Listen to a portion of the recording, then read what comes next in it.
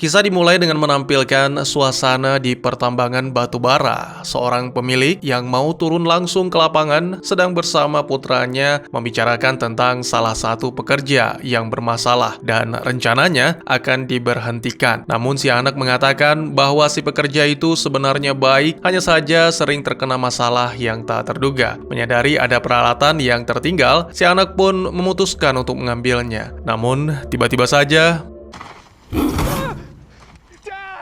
Eric? I got you. I got you.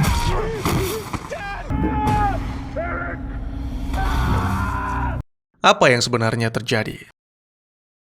Selamat datang dan selamat berjumpa kembali bersama saya Teguh Gusto. Bagaimanapun kabar dan dimanapun kalian berada, semoga teman-teman sekeluarga sehat-sehat saja, serta selalu berada di dalam lindungan Tuhan Yang Maha Kuasa. Seperti biasa, saya akan bercerita yang mana kali ini tentang sebuah film berjudul The Devil Below, rilis sekitar 3 tahun yang lalu, disutradarai oleh Brad Parker, serta dibintangi oleh para aktor yang tentunya sudah berpengalaman dalam bidangnya. Tak usah berlama-lama, siapkan diri Anda serta siapkan kopinya dan selamat menyaksikan video alur cerita. Bertahun-tahun kemudian ditampilkan seorang wanita bernama Ariane membaca sejumlah potongan-potongan surat kabar yang membahas tentang kematian pekerja di pertambangan Shockham Hills dalam kebakaran besar. Sampai saat ini, pihak berwenang masih tidak bisa memberikan keterangan apapun tentang apa yang terjadi, sehingga segala macam aktivitas penambangan ditutup pasca tragedi tersebut. Yang aneh adalah, Shockham Hills tiba-tiba tidak lagi muncul pada peta sejak tahun 70-an, seolah lenyap begitu saja. Namun, sebagai pemandu profesional yang telah disewa, Ariane tidak menyerah. Dia terus mencari dan mengumpulkan informasi tentang Shockham Hills. Adegan maju lebih cepat menampilkan beberapa hari kemudian, di mana Ariane dan para klien yang berprofesi sebagai ilmuwan telah memulai perjalanan dengan menggunakan mobil. Meskipun semua ilmuwan adalah pria, tapi beberapa dari mereka terdengar sangat bawel dan mengeluhkan apapun yang terlihat. Salah satunya tentang tidak tercovernya sinyal di wilayah tersebut. Beberapa waktu kemudian, akhirnya mereka berhasil mencapai sebuah kota kecil dan singgah di salah satu toko untuk membeli persediaan. Toko itu terlihat gelap dan menyeramkan dengan seorang pria berwajah garang yang menjadi pelayan. Namun, Ariane sama sekali tidak merasa gentar dan memanfaatkan kesempatan untuk menanyakan tentang lokasi Shockham Hills yang menghilang dari peta. Ternyata si pria garang cukup ramah meski jawaban yang diberikan tidak sesuai dengan harapan. Ya, pria itu meminta Ariane untuk kembali ke jalan tol dan terus melanjutkan perjalanan sampai menemukan rumah, atau dengan kata lain, menyuruh Ariane pulang. Ariane pun pergi meninggalkan toko dengan kesal yang bercampur dengan rasa penasaran. Seseorang terlihat melakukan panggilan untuk melaporkan tentang masalah yang terjadi. Kemudian saat kelompok ilmuwan melanjutkan perjalanan, tiba-tiba saja ada mobil yang mengikuti.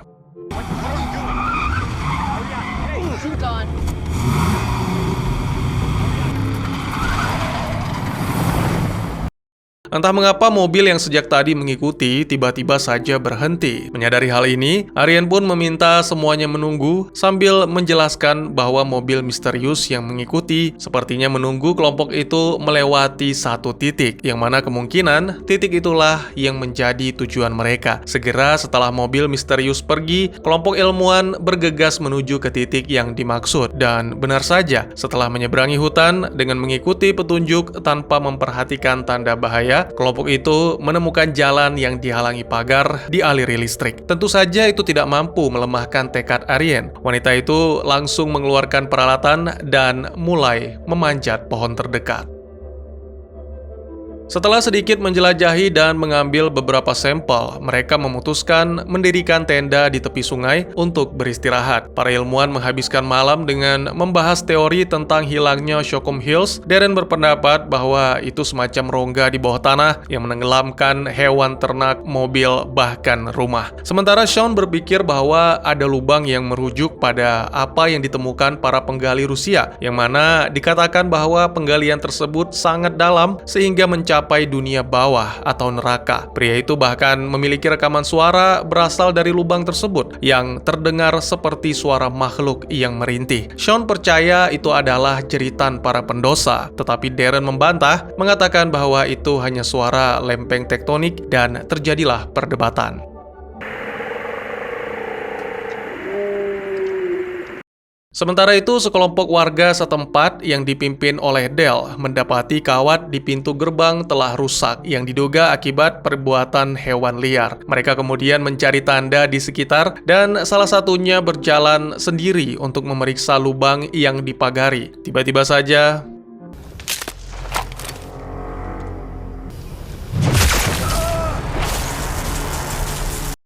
beberapa waktu kemudian, seorang pria tua bernama Paul datang menghampiri. Ya, dia adalah pria yang kehilangan putra di awal film. Paul menegaskan bahwa semua warga harus menemukan kelompok ilmuwan dan mengusir mereka. Keesokan harinya, kembali ke kelompok Aryan yang melanjutkan penjelajahan dan melihat beberapa hal seperti pos dengan pengeras suara. Anehnya, benda-benda itu terlihat cukup baru. Alangkah terkejutnya mereka ketika menemukan susunan tanah yang mengeluarkan banyak asap. Saat hendak mengambil sampel, tiba-tiba saja sebuah mobil melintas dan diketahui bahwa itu adalah mobil misterius yang mengejar mereka kemarin. Beberapa waktu kemudian, setelah cukup lama menjelajah, akhirnya mereka tiba di Shockham Hills. Bangunan-bangunan masih terlihat cukup terawat, hanya saja tidak ada seorang pun yang terlihat. Kelompok itu memutuskan mendokumentasikan semuanya, terutama saat memasuki salah satu rumah dan menemukan lebih banyak asap. Ini membuat para ilmuwan bertanya-tanya apakah mungkin gas yang berasal dari tambang membuat para penduduk pergi meninggalkan kota? Tak lama berselang, Aryan membuka pintu belakang rumah dan akhirnya mereka menemukan area pertambangan. Darren dan teman-teman merasa sangat bahagia atas keberhasilan ini. Kemudian mereka pun bergegas mendekati lubang besar yang ditutup dengan pagar berlistrik. Lagi-lagi para ilmuwan itu memotong kabelnya dan mulai bekerja, mengabaikan peringatan Aryan tentang kemungkinan bahaya yang ada di dalamnya. Setelah semua peralatan dikeluarkan, hal pertama yang para ilmuwan lakukan adalah menurunkan pemindai ke dalam lubang. Tak lama kemudian, dari hasil pemindaian diketahui bahwa terdapat banyak antrasit murni di sana. Sayangnya, belum sempat merasa senang, salah satu dari ilmuwan yaitu Terry mendengar suara misterius. Segera dia melepas headphone-nya untuk memperdengarkan ke rekan-rekan, lalu tiba-tiba saja What happened? God.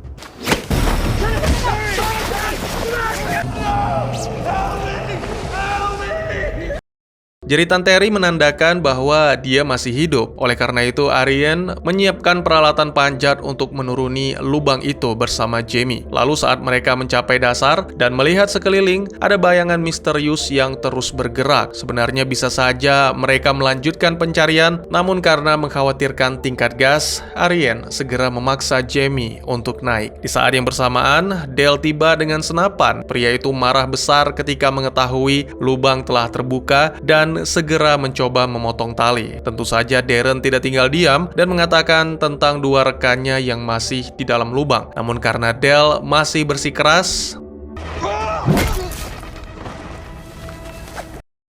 setibanya di permukaan, tidak ada yang bisa dijelaskan oleh Aryan dan Jamie karena mereka tidak bisa menjelajah lebih jauh. Tapi yang pasti, ada sesuatu di bawah sana dan kemungkinan sesuatu tersebut telah membawa Terry. Karena tidak memiliki alat komunikasi yang berfungsi, mereka pun terpaksa meninggalkan Dell dan menggunakan mobilnya untuk mencari bantuan. Lalu saat berkendara melewati hutan, terjadi pertengkaran karena saling menyalahkan sehingga membuat Darren tidak fokus dan akhirnya terjadilah kecelakaan. Saat malam, ditampilkan Dell yang terbangun di dekat lubang, berusaha untuk menghubungi rekan-rekan dengan menggunakan radio, melaporkan tentang kelompok ilmuwan merusak pagar yang menutup lubang, sehingga alarm pun dinyalakan. Namun sangat disayangkan, Dell tak mampu menyelamatkan diri karena ada sesuatu yang menyerangnya. Kembali ke kelompok ilmuwan yang kini harus melanjutkan dengan berjalan kaki, tiba-tiba saja mereka mendengar suara aneh yang mirip dengan rekaman Sean pada malam sebelumnya. Segera mereka mematikan senter dan menggunakan night vision agar bisa bersembunyi. Sayangnya mereka tetap diserang dan kali ini para makhluk misterius berhasil menangkap Sean.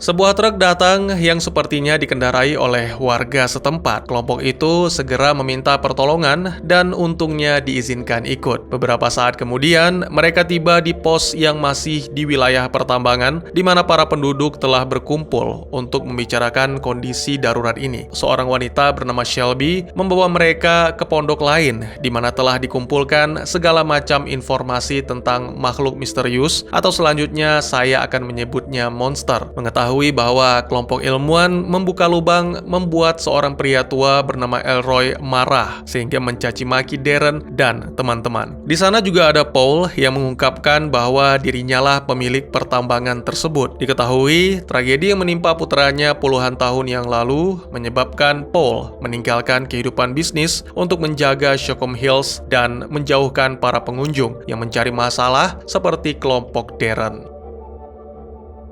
Bersamaan dengan itu, mereka menerima laporan bahwa ada lebih banyak monster yang muncul. Jadi mau tidak mau, Paul dan para warga harus kembali ke lokasi pertambangan untuk mencari lubang yang terbuka. Merasa bersalah, Arian menawarkan diri untuk membantu, menunjukkan lubang yang telah para ilmuwan buka.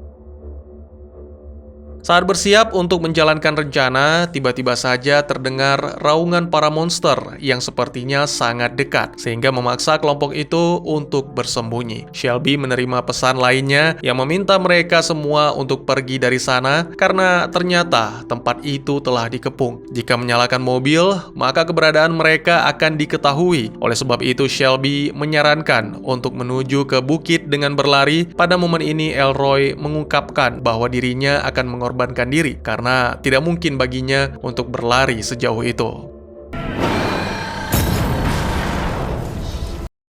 Tak lama kemudian, kelompok ilmuwan serta Shelby berhasil mencapai rumah di bukit dan mencoba sebisa mungkin untuk tetap hening karena monster memiliki pendengaran yang luar biasa. Namun alangkah terkejutnya mereka ketika mengetahui salah satu monster berada di luar rumah dan tak lama setelah itu dia meraung untuk memanggil kawanan.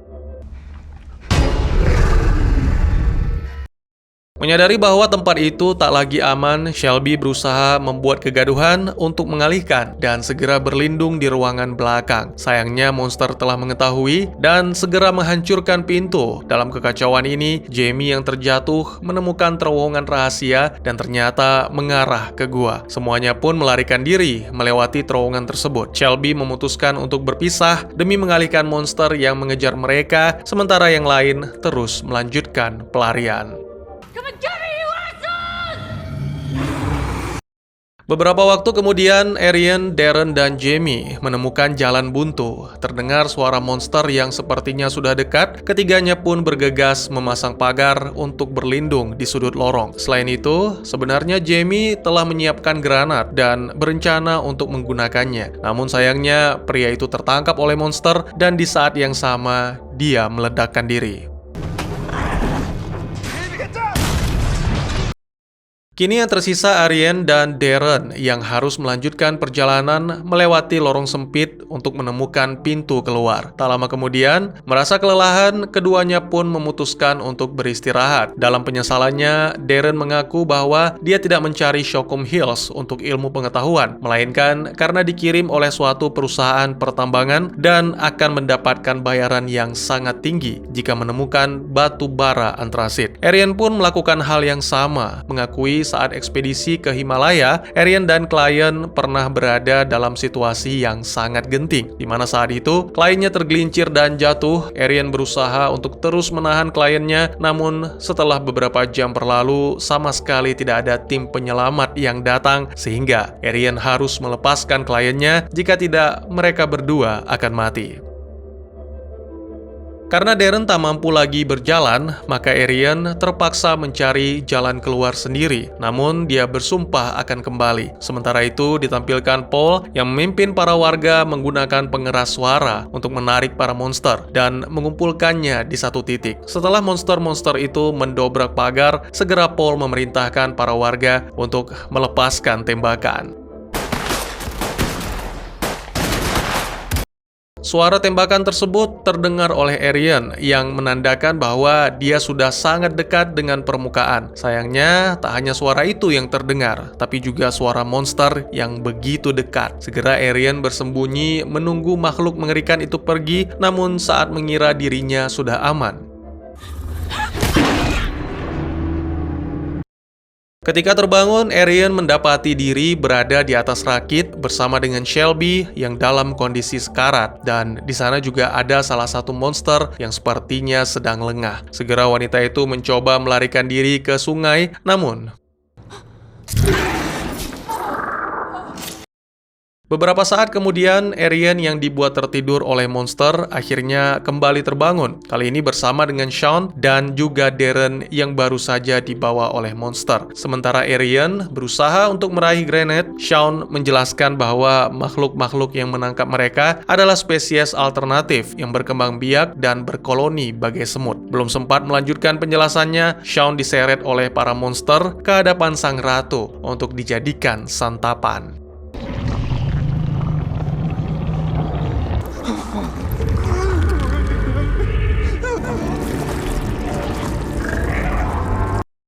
Karena ratu mereka masih belum puas, jadi kini Arian diseret untuk menjadi santapan selanjutnya. Di saat yang sama, kesadaran Arian telah kembali sepenuhnya dan berhasil meraih granat. Namun para monster memegangnya sehingga wanita itu tidak bisa mencabut tuas. Beruntung di saat terakhir, kesadaran Darren juga telah pulih. Segera pria itu mengambil ponselnya dan menyalakan alarm untuk mengecoh para monster. Ya, tentunya kesempatan tersebut tidak akan disia-siakan oleh Arian.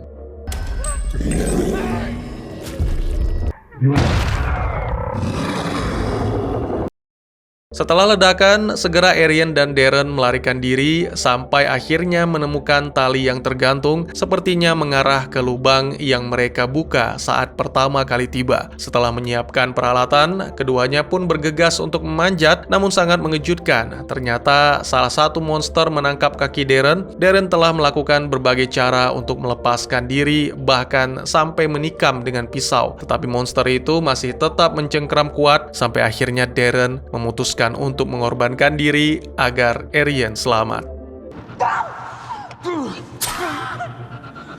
Dengan pedih, Arian menyaksikan para monster melahap Darren. Ketika kembali berusaha memanjat, terlihat salah satu warga dengan konyol ingin memotong tali karena tidak ingin ada monster yang naik. Untungnya kekonyolan tersebut segera dihentikan oleh Paul. Dia langsung menarik Arian dan kemudian memerintahkan warga menggunakan flamethrower untuk membuat para monster mundur. Film pun ditutup dengan menampilkan Paul mengantar Arian ke mobilnya yang berada di luar pagar. Dalam perjalanan, Paul menceritakan tentang kematian putranya Derek, yang mana itu membuat Paul menjadi seperti sekarang. Dia menolak untuk menyebarkan berita tentang keberadaan para monster karena tentu saja tak akan ada yang percaya. Namun jika berkenan, Arian boleh bergabung bersama mereka untuk menjaga para monster tetap di bawah dan menjauhkan para pengunjung dari Shockham Hills. Pada awalnya Arian menolak, tapi setelah mempertimbangkan, akhirnya dia kembali dengan membawa peralatan yang mungkin akan dibutuhkan dan menyatakan akan bergabung dengan Paul. Apakah monster akan tetap berada di bawah tanah, atau mungkin makhluk itu telah membuat jalur lain untuk keluar dan memangsa? Dan tamat. Sebuah film yang menurut saya kurang layak untuk ditonton di teater, tapi cukup menghibur jika disaksikan di rumah, apalagi bersama keluarga. Tapi buat adik-adik yang masih di bawah umur, tentunya harus dengan bimbingan orang tua ya. Pada akhir yang cukup ambigu ini, kita sebagai penonton tidak benar-benar mengetahui apa yang terjadi pada penduduk Shockham Hills di masa lalu atau asal-usul monster. Namun apa yang saya pahami adalah kemampuan dan keefisienan si monster untuk mendapatkan makanan, serta kekuatan dan kecepatan menunjukkan bahwa mereka bisa dengan mudah melenyapkan penduduk, baik yang selamat ataupun yang sudah menjadi mayat. Maksud saya, runtuhnya daratan mungkin telah membunuh para penduduk, dan selanjutnya giliran monster yang bekerja untuk membersihkan mereka. Yang menarik adalah Ratu Monster memiliki tubuh yang lebih besar dan mulut seperti lempri raksasa, menunjukkan bahwa monster itu bukanlah hasil mutasi dari para penduduk Shokum Hills. Sebaliknya, kemungkinan mereka adalah spesies lain, spesies yang selama ini ada di bumi tapi tak pernah diketahui, yang memang hidup di bawah tanah sebelum aktivitas pertambangan mengusik tempat tinggal mereka. Hal lain yang saya temukan adalah bahwa sepertinya para monster memiliki kecerdasan. Buktinya, mereka mampu membangun rakit. Ini mungkin agak sulit untuk dijawab. Para warga setempat jelas mengetahui di mana monster-monster itu berada dan bahkan memutuskan untuk menutup semua pintu dan lubang di tambang plus dialiri listrik. Tapi saya pikir mereka tidak benar-benar yakin bahwa memusnahkan monster adalah tindakan yang bijak. Selain kalah senjata atau kekuatan, para warga setempat juga mungkin kalah jumlah. Selain itu, mereka tidak melaporkan hal ini kepada pemerintah karena mungkin tidak bisa percaya. Tentunya pihak pemerintah akan menyerahkan masalah ini kepada militer, lalu dimulailah penelitian ataupun eksperimen-eksperimen. Dan jika terjadi kegagalan, maka akan terjadi musibah yang lebih parah. Saya pikir sebagai pengusaha tamak yang sudah bertobat, Paul paham betul akan hal itu. Sehingga dia bersama para warga setempat sepakat untuk merahasiakannya saja selagi pihak berwenang belum menemukan petunjuk apapun terkait masalah ini. Ya, karena nggak ada obat. Maksud saya karena nggak ada obat untuk perasaan traumanya gitu. Oke, saya pribadi juga agak bingung dengan keputusan Aryan bergabung dengan Paul, tapi perlu diingat kembali bahwa karakter yang satu ini telah mengalami dua peristiwa di mana dua rekan telah rela berkorban demi menyelamatkan Aryan. Saya pikir ini memberikan dampak yang mendalam berupa pandangan hidup baru dan membuat Aryan bersedia untuk bekerja sama dengan Paul dan para warga setempat untuk membasmi atau minimal menjaga kerahasiaan Shokum Hills. Ya, pada akhirnya makna simbolis dari film ini menjadi poin. Para monster memang sangat buas dan ganas, tetapi itu semua karena mereka bergerak secara terorganisir sebagai kelompok, dan itu membuat para monster menjadi sangat mematikan. Sebaliknya di sisi lain, tokoh utama kita malah terpisah-pisah sehingga satu persatu tewas. Namun ketika salah satu dari tokoh utama yaitu Darren mengorbankan diri untuk menyelamatkan Aryan, itu seolah memberikan suatu pencerahan untuk mengajak semua orang bekerja sama. Karena ini jauh lebih efektif. Ya, intinya adalah bersatu. Karena bersatu kita teguh, bercerai kita runtuh. Mohon maaf, tak banyak yang bisa saya jelaskan, tapi kurang lebih demikian. Terima kasih buat yang sudah menyaksikan. Silahkan memberikan komentar, bertanya, ataupun merequest kira-kira film apa yang menarik untuk dibahas. Bisa lewat kolom komentar, atau buat yang malu-malu bisa via DM ke Instagram saya di @tekugusto. Insya Allah pasti akan dibaca. Mari kita jadikan kolom komentar sebagai sarana penambah wawasan dan menciptakan jalinan persaudaraan, bukan malah menjadikannya sebagai tempat pembulian sehingga menciptakan permusuhan. Jangan lupa untuk dukung terus channel ini dengan cara share, like, dan subscribe, karena dukungan dari kalian sangat berharga bagi saya demi perkembangan channel ini. Saya Gusto, sampai jumpa di video selanjutnya. Tetap semangat, tetap bersyukur setiap hari. Dadah!